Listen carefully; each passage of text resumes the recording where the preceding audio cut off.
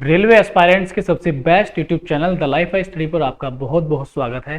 जैसा कि आप सभी लोगों की बहुत डिमांड आ रही थी कि भैया सैलरी स्लिप दिखा दीजिए कि एक रेलवे एम्प्लॉय की सैलरी स्लिप कैसी होती है, क्या क्या उसमें चीज़ें होती हैं। तो आज मैं आपको वही सैलरी स्लिप दिखाने वाला हूँ कि क्या क्या इसमें चीज़ें होती हैं, और मैं बहुत इंपॉर्टेंट चीज़ भी मैं आपको इसमें दिखा दूंगा। तो आइए एक बार जितने भी रेलवे की तैयारी करने वाले सभी दोस्त हैं, भाई या बहन हैं, वो एक बार सरकारी रेलवे स्लिप के दर्शन कर लीजिए। कैसी होती है, कितनी प्यारी लगती है और क्या क्या इसमें चीज़ें होती हैं। तो यहाँ पर आपको मैं बताता हूँ पहले ही कि ये एक सैलरी स्लिप है पूरी की पूरी आपकी।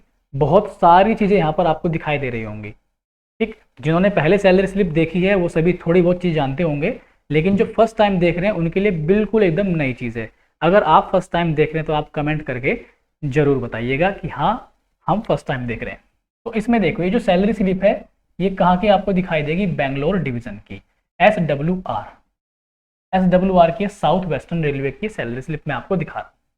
यहाँ पर सबसे पहले क्या आता है, कर्मचारी संख्या, एम्प्लॉयमेंट नंबर आता है यहाँ पे। ठीक, यहाँ पे हिंदी में रहेगा ये पूरा का पूरा, यहाँ पे हिंदी में रहेगा, और यहाँ पर ये पूरा का पूरा क्या रहेगा, इंग्लिश में रहेगा। इसको पीएफ नंबर ही बोल देते हैं, प्रोविडेंट फंड नंबर या एम्प्लॉय नंबर। ठीक, यहाँ पर नाम रहता है, शुरुआत में आपको दिखाई दे रहा होगा, यहाँ पर नाम रहता है उम्मीदवार का, यहाँ पर पद नाम रहता है, यहाँ पर विभाग रहता है। उम्मीदवार का नाम क्या है या एम्प्लॉय का नाम क्या है, उसको कौन सा पद दिया गया है और उसको कौन सा विभाग दिया गया है। तीसरे पे उसको कौन सा स्टेशन मिला है। रेलवे की बात है, स्टेशन की बात जरूर होगी।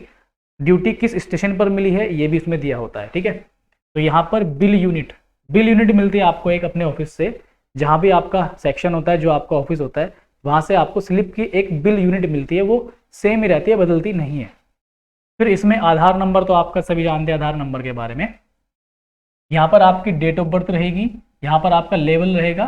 तो ये जैसे पे लेवल है आपका ये, ठीक है, तो पे लेवल क्या है आपका 7, पे कमीशन है आपका 7 लेवल, यहाँ पर लिखा होता है।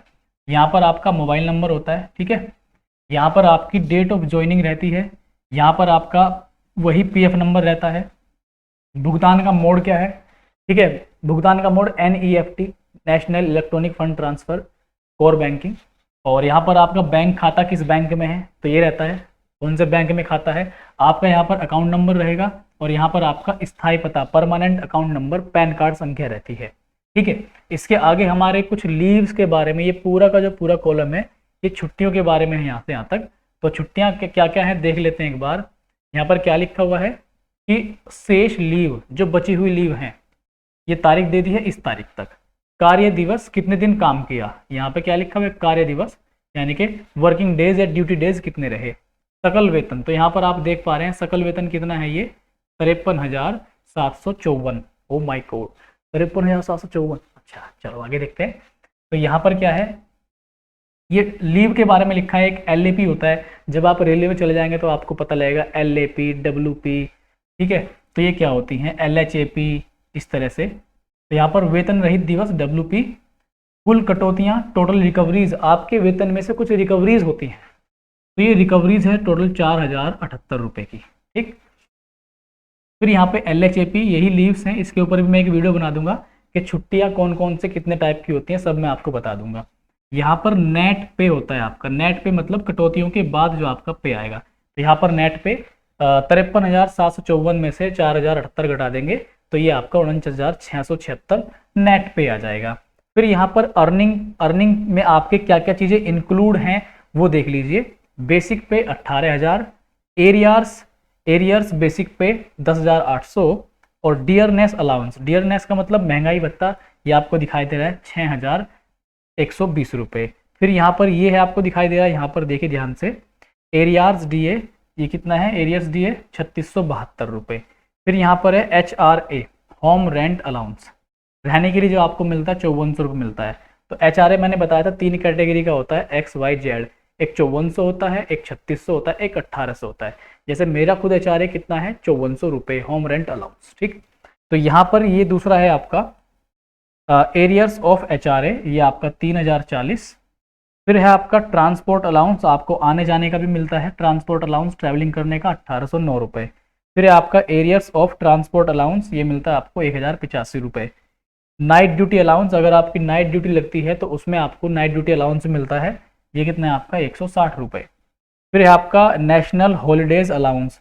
नेशनल हॉलीडेज अलाउंस, जैसे मान लीजिए कोई महीना है आपका, उस महीने में नेशनल हॉलीडेज आए 1 या 2 करके, तो उस हॉलीडे का भी आपको क्या मिलता है, पैसा मिलता है। ठीक, हॉलीडे होने पर भी आपको सरकार सैलरी देती है, जो कि बहुत अच्छी बात है। ठीक है, तो ये आप ध्यान रखें। रिस्क एंड हार्डशिप अलाउंस, ये जो रिस्क एंड हार्डशिप अलाउंस है ये यहाँ पे कितना है 2700 रुपये। ठीक, तो रिस्क एंड हार्डशिप अलाउंस भी आप ध्यान रखें, कितना है यहाँ पे 2700 रुपये, 2700। आगे कुछ और चीज़ें लिखी हुई हैं। रिकवरीज, रिकवरीज का मतलब क्या है, जो आपकी सैलरी में चीज़ें कटी हैं या काटी गई हैं, तो ये काटी गई चीज़ें बेकार नहीं हैं। इसमें देख लेते हैं क्या क्या चीज़ें काटी जाती हैं। पहला है इसमें रेलवे एम्प्लॉयज़ इंश्योरेंस स्कीम सी, एक इंश्योरेंस स्कीम सी के अंतर्गत 9 रुपये यहाँ पे काटे गए हैं। दूसरा है आपका social security scheme Bengaluru, Bengaluru में जो सोशल स्कीम है उसकी तरफ से सुरक्षा चार्ज कटा है 10 रुपये। फिर है एनपीएस, एनपीएस कटता है आपका, एनपीएस ये क्या होता है, न्यू पेंशन स्कीम टियर 1 2412 रुपये, तो ये काटे गए। एरियर्स एनपीएसटी वही है, न्यू पेंशन स्कीम टियर 1 के अकॉर्डिंग कितने काटे गए इसके अंतर्गत 1447 रुपये ये काटे गए हैं। फिर है प्रोफेशन टैक्स ऑफ कर्नाटका, तो कर्नाटका आपसे प्रोफेशन टैक्स काटेगा, अपने राज्य में ड्यूटी कराने का 200 रुपये कर्नाटका टैक्स काटेगा अपना। तो ये कटौतियाँ हैं, कुल मिलाकर के ये कटौतियाँ इतनी बन जाती हैं। और जो टोटल है आपका ग्रोस पे है, ग्रोस पे में से ये घटा करके आपको नेट सैलरी यहाँ पर मिलती है, जो कि मैंने यहाँ पर लिखी हुई है 49,676। कुछ यहाँ पर डिटेल जो हाइड की गई है वो पर्सनल इन्फॉर्मेशन है। ठीक, तो पर्सनल व्यक्तिगत सूचना को ध्यान में रखते हुए कुछ यहाँ पे इंपॉर्टेंट डिटेल्स को हाइड किया गया है। जो इंपॉर्टेंट चीज़ें थी वो मैंने आपको बता दी है। हाइड की गई डिटेल्स आप देख सकते हैं, date of birth, mobile number, date of joining, permanent account number, bank account, खाता संख्या, ये सारी की सारी चीज़ें। तो ये एक रिस्क कह रहा हूँ सॉरी, ये पूरी की पूरी एक सैलरी स्लिप है साउथ इंडियन रेलवे की। और आपको जान के आश्चर्य होगा, गेस कीजिए ये सैलरी स्लिप किसकी है।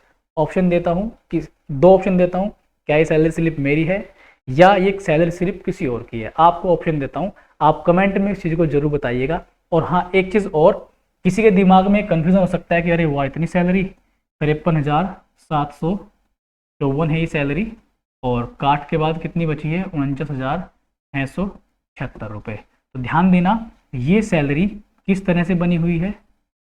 एक्चुअल सैलरी यहाँ पे जो है पे 1 के हिसाब से, जो पे लेवल 1 है उसके हिसाब से यहाँ पे 36 समथिंग सैलरी बनेगी, 36 समथिंग। तो 36 समथिंग में से जब 4000 समथिंग कट जाएंगे आपके, तो काटने के बाद लगभग 31 से 32,000 के आसपास सैलरी बनेगी।